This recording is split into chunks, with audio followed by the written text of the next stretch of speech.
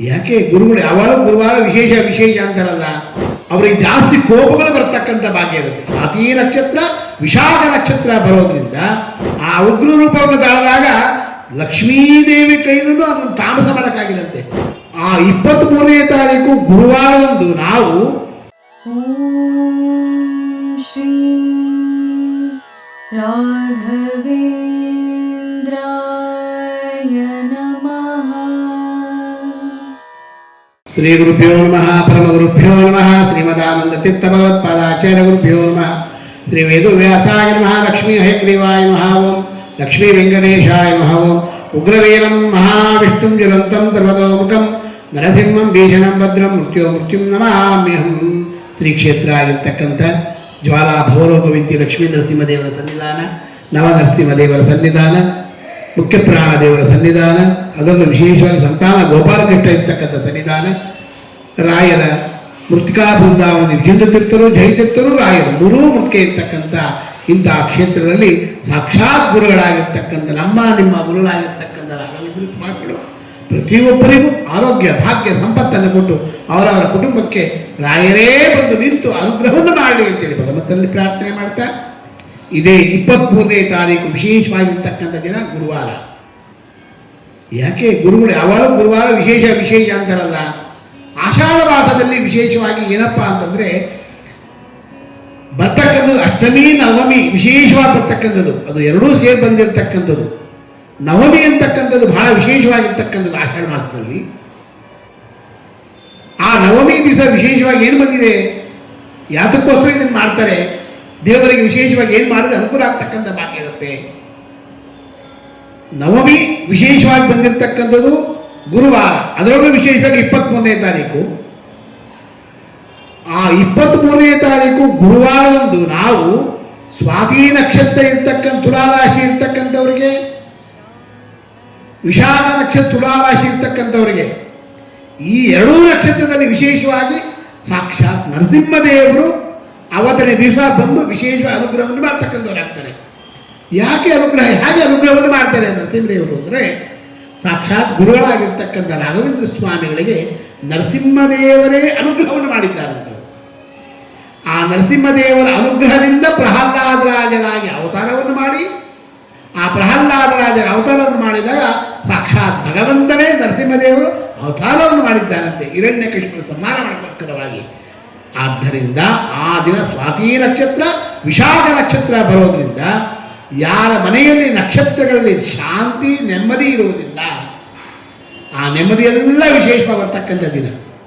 ಆ ದಿನದಂದು ಗುರುಗಳಿಗೆ ವಿಶೇಷವಾಗಿ ಪೂಜೆಯನ್ನು ಮಾಡಿಸಿದಾಗ, ಇಲ್ಲ ಗುರುಗಳಿಗೆ ಅಭಿಷೇಕ ಆಗಲಿ ನಮಸ್ಕಾರವನ್ನಾಗಲಿ, ಆಷಾಢ ಮಾಸದಲ್ಲಿ ವಿಶೇಷವೆಲ್ಲ ದೇವರಿಗೆ ಏನೇನು ಮಾಡ್ತೀರಾ, ರಾಯರಿಗಾಗಲಿ ಹನುಮಂತ ದೇವರಿಗಾಗಲಿ ನರಸಿಂಹದೇವರಿಗಾಗಲಿ ಶಿವನಿಗಾಗಲಿ ಈ ಎಲ್ಲ ಅಭಿಷೇಕವನ್ನು ಮಾಡ್ತೀರಾ, ಅದರೆಲ್ಲ ಫಲ ವಿಶೇಷ ಬರ್ತಕ್ಕಂಥ ಭಾಗ್ಯ ಇರುತ್ತಂತೆ. ಅದರಲ್ಲೂ ವಿಶೇಷವಾಗಿ ಈ ಗುರುವಾರ ಬರ್ತಕ್ಕಂಥದ್ದು ಬಹಳ ವಿಶೇಷವಾಗಿರ್ತಕ್ಕಂಥದ್ದು. ಯಾಕೆಂದರೆ ಸ್ವಾತಿ ನಕ್ಷತ್ರ ಬರ್ತಕ್ಕಂಥದ್ದೇ, ವಿಶಾಖ ನಕ್ಷತ್ರ ಬರ್ತಕ್ಕಂಥದ್ದಿದೆ. ಈ ನಕ್ಷತ್ರಗಳಲ್ಲೆಲ್ಲವೂ ಪರಿಹಾರ ಆಗ್ತಕ್ಕಂಥ, ಅಂದರೆ ತುಲಾರಾಶಿಯವರಿಗೆ ಒಂದು ಯೋಗ ಬರ್ತಕ್ಕಂಥ ಭಾಗ್ಯ ಇದೆ. ಆ ತುಲಾರಾಶಿಯಲ್ಲಿ ಹುಟ್ಟಿದವರು, ಸ್ವಾತಿ ನಕ್ಷತ್ರ ಹುಟ್ಟತಕ್ಕಂಥವರು, ವಿಶಾಖ ನಕ್ಷತ್ರ ಹುಟ್ಟತಕ್ಕಂಥವ್ರು ಏನಾಗ್ತಾ ಇದೆ ಅಂತಂದರೆ ಅವರಿಗೆ ಜಾಸ್ತಿ ಕೋಪಗಳು ಬರ್ತಕ್ಕಂಥ ಭಾಗ್ಯ ಇರುತ್ತೆ. ಈ ಕೋಪವೆಲ್ಲವೂ ಪರಿಹಾರ ಆಗ್ತಕ್ಕಂಥದ್ದೇ, ಮತ್ತು ಒಳ್ಳೆ ಸಾತ್ವಿಕ ಜೀವ ಇರ್ತಕ್ಕಂಥದ್ದು ಬರ್ತಕ್ಕಂಥ ಇದರಲ್ಲಿ. ಅದರಿಂದ ನರಸಿಂಹದೇವರ ವಿಶೇಷವಾಗಿರ್ತಕ್ಕಂಥ ಅನುಗ್ರಹ ಆಗ್ತಕ್ಕಂಥ ಭಾಗ್ಯ ಇರುತ್ತೆ. ನಮ್ಮ ಕ್ಷೇತ್ರಕ್ಕೆ ಬಂದು ನರಸಿಂಹದೇವರಿಗೆ ನಮಸ್ಕಾರವನ್ನು ಮಾಡಿ, ಎರಡೂ ನರಸಿಂಹದೇವರೇ, ಜ್ವಾಲಾ ಭವರೋಗ ವೈದ್ಯ ಲಕ್ಷ್ಮೀ ನರಸಿಂಹದೇವರು, ನವನರಸಿಂಹದೇವರು, ಆ ಎರಡೂ ನರಸಿಂಹದೇವರು ಇರೋದ್ರಿಂದ ಎಲ್ಲಿ ನರಸಿಂಹದೇವರ ದೇವಸ್ಥಾನಗಳಿದೆ, ಆ ನರಸಿಂಹದೇವರ ದೇವಸ್ಥಾನಕ್ಕೆ ಮತ್ತೆ ರಾಯರ ಸನ್ನಿಧಾನಕ್ಕೆ ಹೋಗಿ ನಮಸ್ಕಾರವನ್ನು ಮಾಡಿ, ಅದರಿಂದ ಮೋಕ್ಷಕ್ಕೆ ಹಾದಿ ಇರತಕ್ಕಂಥ ಭಾಗ್ಯ ಇರುತ್ತಂತೆ. ಎಲ್ಲ ದಾರಿದ್ರ್ಯಗಳು ಪರಿಹಾರ ಆಗ್ತಕ್ಕಂಥ ಭಾಗ್ಯ ಇರುತ್ತಂತೆ. ಆವತ್ತಿನ ದಿವಸ ವಿಶೇಷವಾಗಿ ನರಸಿಂಹದೇವರಿಗೆ ಬಹಳ ವಿಶೇಷ ಏನಪ್ಪ ಅಂದರೆ ಬೆಲ್ಲದ ಆರತಿ. ನರಸಿಂಹದೇವರಿಗೆ ಆ ಬೆಲ್ಲದ ಆರತಿಯನ್ನು ಮಾಡಿದರೆ ಸಾಕಂತೆ ಅವರು ವಿಶೇಷವಾಗಿ ಕೊಂಡಾಡ್ಬಿಡ್ತಾರಂತೆ. ಆ ಹಿರಣ್ಯಕಶಿಪು ಸಂಹಾರವನ್ನು ಮಾಡಿಬಿಡಿದ್ದಾರೆ ನರಸಿಂಹದೇವರು. ಆ ನರಸಿಂಹದೇವರು ಸಂಹಾರ ಮಾಡಬೇಕಾದ್ರೆ ಆಗ ಉಗ್ರ ರೂಪವನ್ನು ತಾಳದ್ರಂಥವ್ರು. ಆ ಉಗ್ರ ರೂಪವನ್ನು ತಾಳದಾಗ ಲಕ್ಷ್ಮೀದೇವಿ ಕೈಲೂ ಅದನ್ನು ತಾಮಸ ಮಾಡೋಕ್ಕಾಗಿಲ್ಲಂತೆ. ಅಲ್ಲಿರ್ತಕ್ಕಂಥ ಬಾಲಕ ಯಾರವರು ಅವರೇ ಇವರು ಪ್ರಹ್ಲಾದರಾಜರು. ಆ ಪ್ರಹ್ಲಾದರಾಜರನ್ನು ಕರೆದಿ ಪ್ರಹ್ಲಾದರಾಜರೇ, ಪ್ರಹ್ಲಾದ ಬಾರೋ, ಕೋಪವನ್ನು ಕಮ್ಮಿ ಮಾಡೋವರಿಗೆ ನರಸಿಂಹದೇವರಿಗೆ ಇದು ಲಕ್ಷ್ಮೀದೇವಿ ಹೇಳದಂತೆ.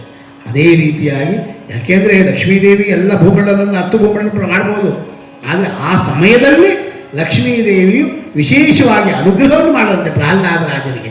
ಆ ಪ್ರಹ್ಲಾದರ ಸ್ತೋತ್ರವನ್ನು ಪಠಣೆಯನ್ನು ಮಾಡದಂಥದ್ದು.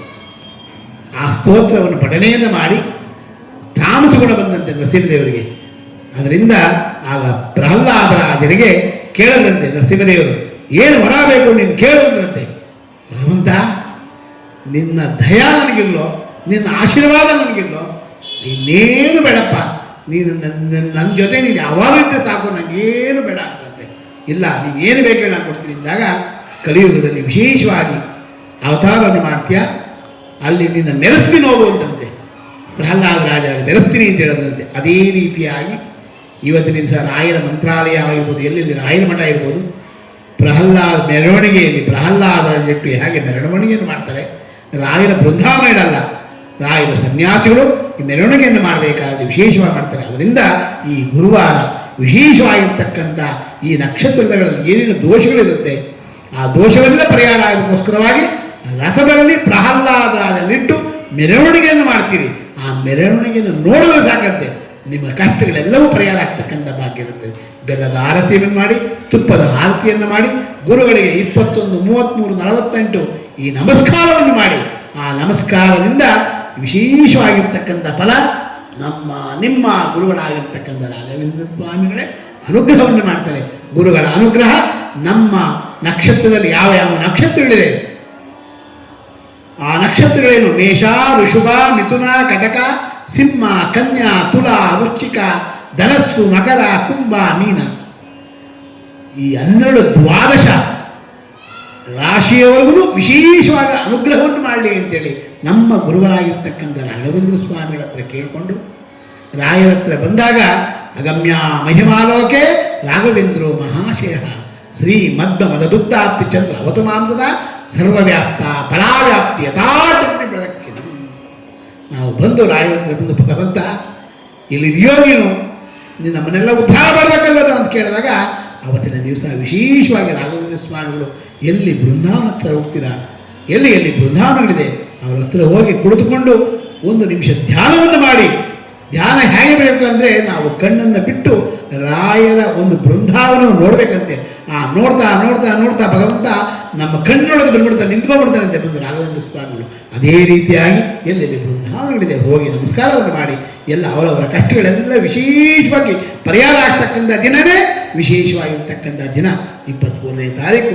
ಗುರುಗಳ ವಿಶೇಷದಿಂದ, ಗುರುಗಳ ಅನುಗ್ರಹದಿಂದ, ನರಸಿಂಹದೇವರ ಅನುಗ್ರಹದಿಂದ, ಸಾಕ್ಷಾತ್ ರಾಮದೇವರ ಅನುಗ್ರಹದಿಂದ ರಾಯರು ಎಲ್ಲರನ್ನೂ ಉದ್ಧಾರ ಮಾಡಿ ಎಲ್ಲರ, ಯಾಕೆಂದರೆ ಕಾಮಧೇನು ಕಲ್ಪವೃಕ್ಷರಾಗಿರ್ತಕ್ಕಂಥವ್ರು, ಕಾಮಧೇನು ಕಲ್ಪವೃಕ್ಷ, ಆ ಕಲ್ಪವೃಕ್ಷರಾಗಿರ್ತಕ್ಕಂಥ ಕಾಮಧೇನು ಆಗಿರ್ತಕ್ಕಂಥ ಹಸುವಾಗಿ ಕಲ್ಪವೃಕ್ಷರಾಗಿ ನಮ್ಮನ್ನೆಲ್ಲರನ್ನು ಮೋಕ್ಷಕ್ಕೆ ಕರ್ಕೊಂಡು ಹೋಗ್ತಾರಂತೆ. ಹೋಗ್ಬೇಕಾದ್ರೆ ಹೋಗ ನೀನು ಉದ್ಧಾರ ಅದೇ ಅಂದ್ಬಿಡ್ತಾರಂತೆ ರಾಘವೇಂದ್ರ ಸ್ವಾಮಿ. ಅಂತಹ ಮಹಾನುಭಾವರಾಗಿರ್ತಕ್ಕಂಥ ಪ್ರಹ್ಲಾದರಾಜರ, ವ್ಯಾಸರಾಜರು, ಭಾವಿಕರು, ನಮ್ಮ ಗುರುಗಳಾಗಿರ್ತಕ್ಕಂಥ ರಾಘವೇಂದ್ರ ಸ್ವಾಮಿಗಳು ಸಂಪೂರ್ಣವಾಗಿ ಅನುಗ್ರಹವನ್ನು ಎಲ್ಲರಿಗೂ ಮಾಡ್ತಾರೆ ಅಂತೇಳಿ ರಾಯರಿಗೆ ನಮಸ್ಕಾರವನ್ನು ಮಾಡಿದಾಗ ಅವರವರ ಕಷ್ಟಗಳೆಲ್ಲವೂ ಪರಿಹಾರ ಆಗಲಿ ಅಂತೇಳಿ ಭಗವಂತನಲ್ಲಿ ಪ್ರಾರ್ಥನೆ ಮಾಡ್ತಾ, ಈ ಗುರುವಾರ ವಿಶೇಷವಾಗಿ ಎಲ್ಲ ಭಕ್ತರಿಗೂ ಎಲ್ಲ ಸಜ್ಜನರಿಗೂ ರಾಯರು ಅನುಗ್ರಹವನ್ನು ಮಾಡಿ ಅವರವರ ಕಷ್ಟಗಳನ್ನೆಲ್ಲ ಪರಿಹಾರ ಮಾಡಿ ಅವರವರ